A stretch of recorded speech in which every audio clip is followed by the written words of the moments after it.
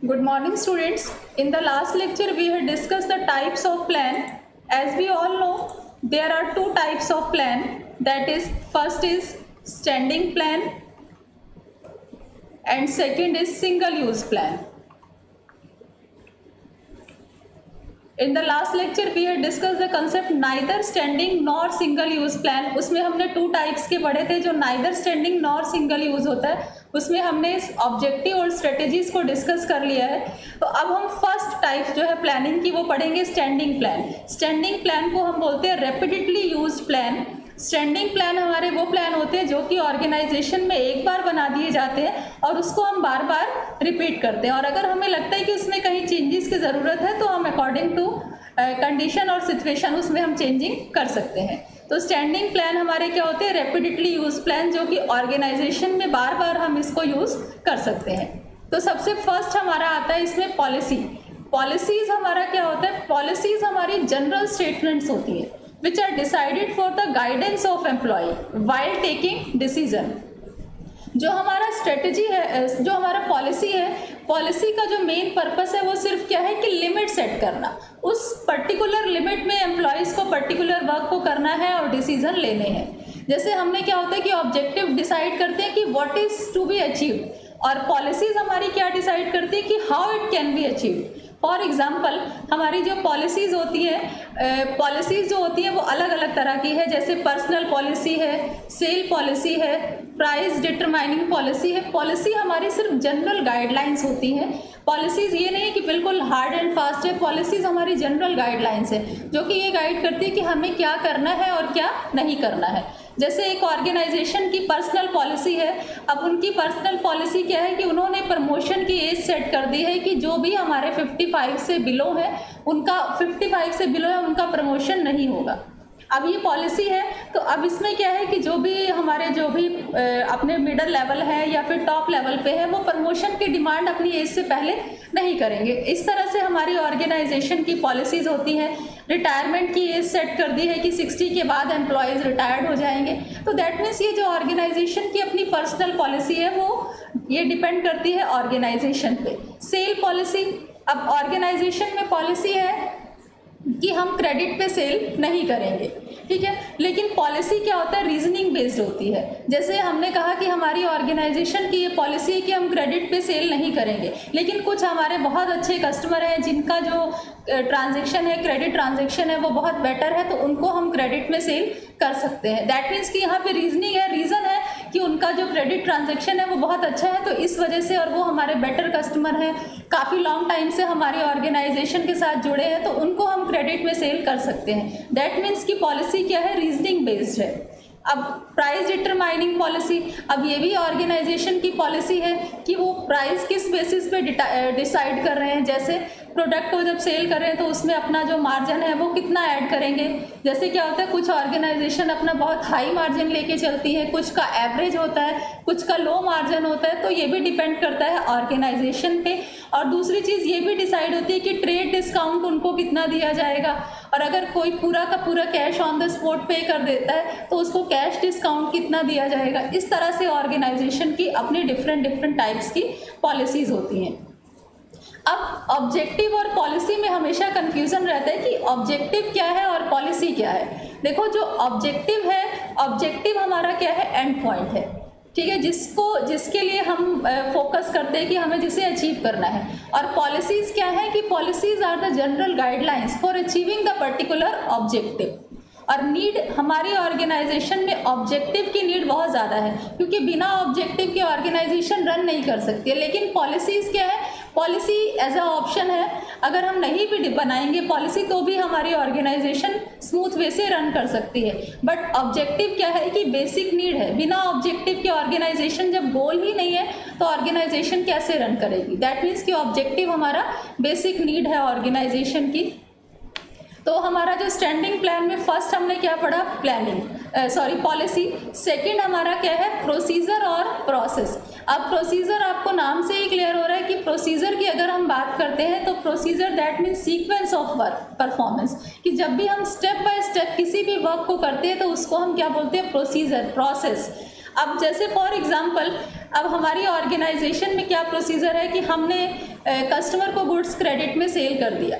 अब हमने goods credit में सेल कर दिया, कस्टमर ने हमसे 2 मंथ का टाइम लिया था, बट उसने उस 2 मंथ के टाइम पीरियड में हमें पेमेंट नहीं दिया। अब हमें अपनी मनी रिकवर करनी है, recovery of money from the debtor. तो अब वो किस ऑर्डर में करेगा? ऐसा है कि डायरेक्ट जाके उसका कॉलर पकड़ लेंगे, नहीं। एक हमारे पास एक प्रोसीजर है जिसे एक ऑर्गेनाइजेशन प्रॉपर वे में फॉलो करती है।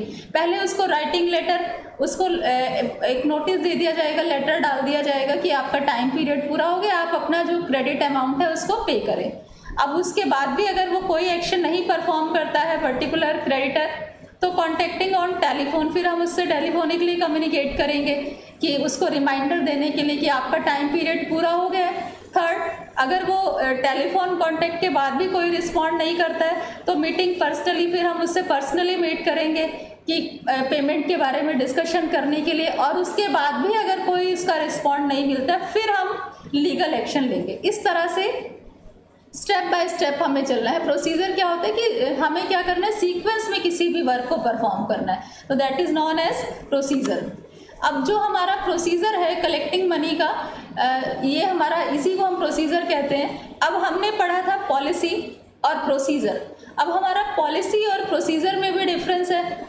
अब ऑर्गेनाइजेशन में जैसे अगर हमारी पॉलिसी है ऑर्गेनाइजेशन में, तो there can be 2 policies of organisation. एक टाइट कलेक्शन पॉलिसी होता है, एक लीनियंट कलेक्शन पॉलिसी होता है। जैसे टाइट कलेक्शन पॉलिसी का मतलब क्या हुआ कि एक पहली पॉलिसी में बड़ा हार्शली कि अगर उसने हमारा पेमेंट नहीं किया तो हम उसको स्ट्रिक्टली कहेंगे कि एक डायरेक्ट, जैसे कह सकते हैं लीगल नोटिस दे देना कि हमारा पेमेंट करो। लीनियंट क्या होता है, लीनियंटली कि उसे टेलीफोनिकली रिमाइंड करा दिया, पर्सनली मिल के कह दिया।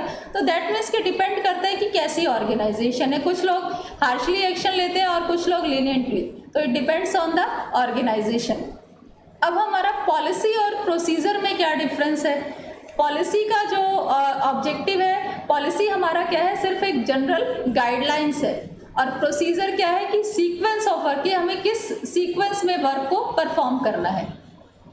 जो पॉलिसी है, पॉलिसी हमारा क्या है, सिर्फ एक एक्शन है, हमें एक थिंकिंग है कि हमें किस तरह से वर्क को करना है, और प्रोसीजर क्या है, एक्शन, कि अब हमें पर्टिकुलर वर्क को परफॉर्म करना है। पॉलिसी हमारा क्या है कि थिंकिंग, कि हमें क्या एक्शन लेना है, ये सोचना है, और प्रोसीजर में क्या करना है, जो हमने सोचा है पॉलिसी में, जो हमने थिंकिंग है उसको परफॉर्म करना। दैट मीन्स कि procedure is guide to take action, और पॉलिसी क्या है, just it refers to thinking कि क्या करना है। थर्ड आता है हमारा मेथड। मेथड हमारा क्या होता है, मेथड हमारा क्या होता है, किसी भी पर्टिकुलर वर्क को अचीव करने के लिए बेस्ट वे, कि हम एक पर्टिकुलर एक्टिविटीज़ को किस तरह से एक बेस्ट वे से कर सकते हैं। दैट मीन्स कि method is that plan which determines how different activities of procedure are completed.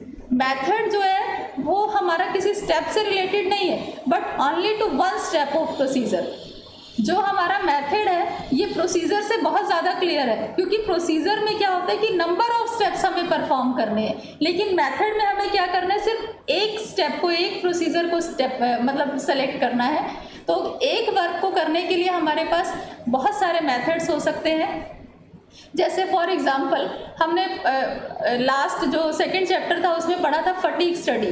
Fatigue study में क्या होता है कि हम एक बेस्ट मेथड को सेलेक्ट करके जो एम्प्लॉयज़ का जो अननेसेसरी एक्टिविटीज़ है उसको हम अवॉइड करके वर्क को बेस्ट से बेस्ट तरीके से कर सकते हैं।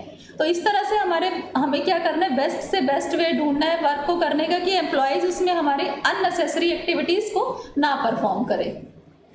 अब हमारा फोर्थ आता है रूल्स। ये हमारा स्टैंडिंग प्लान का फोर्थ पॉइंट है, फोर्थ टाइप है रूल्स। रूल्स हमें क्या बताते हैं कि what is to be done and what is not to be done in particular situation. In the presence of rule there is no need to take any decision. कोई भी हमें decision नहीं लेना है, whatever is said in the rule have to be followed without any thinking. For example organisation में है कि no smoking, कोई भी स्मोकिंग नहीं होगा, mobile phones are not allowed in the institution. तो ये रूल जो है वो रूल सबके लिए है, ये नहीं कि मैनेजर है या डायरेक्टर है उनके लिए रूल नहीं है। जब रूल हमारा कह दिया गया तो वो उसके लिए हमें क्या करना है, कोई डिसीजन नहीं लेना। जैसे पॉलिसी में क्या है कि policy according to situation condition change हो सकती है, बट रूल में हमारे किसी तरह के कोई चेंजेस नहीं हो सकते। रूल जो है वो सबके लिए है। अब जैसे हम रूल और पॉलिसी की बात करें तो there is a difference between rule and policies. Policies only guides and gives an authority to the officer to take decision within certain limit. लेकिन अगर हम रूल की बात करें तो rules are static and there is no reasoning. मैंने बताया था कि जो पॉलिसी होता है वो रीजनिंग बेस्ड है. फॉर एग्जांपल ये पॉलिसी है कि क्रेडिट सेल होगा, लेकिन वो डिपेंड करेगा हमारे कस्टमर पे, तो दैट मीन्स वो रीज़न बेस्ड है कि हमारे कौन से कस्टमर पे डिपेंड करेगा. और रूल है हमारी ऑर्गेनाइजेशन का कि smoking is banned in the organisation, तो वो जो रूल है वो स्टैटिक है, वो किसी भी कंडीशन में हमारा चेंज नहीं हो सकता. बट पॉलिसी क्या है, रीजनिंग बेस्ड है. अब रूल और प्रोसीजर में भी डिफरेंस है. कैसे? There is a difference between rules tell us what should be done and what should not be done. On the other hand procedure lay down the manner to complete a particular work. ठीक है ना. Rule हमें क्या बताएगा कि हमें क्या करना है और क्या नहीं करना है, लेकिन प्रोसीजर में क्या होता है कि एक सीक्वेंस ऑफ एक्टिविटीज़ है जिसे हमें परफॉर्म करना होता है. तो these are the standing plan. Homework, this is homework and homework is totally based on lecture. Short note on policy, explain short note on method, explain short note on rules and difference between objective and policies. Hope so this lecture is clear to everyone. Thank you.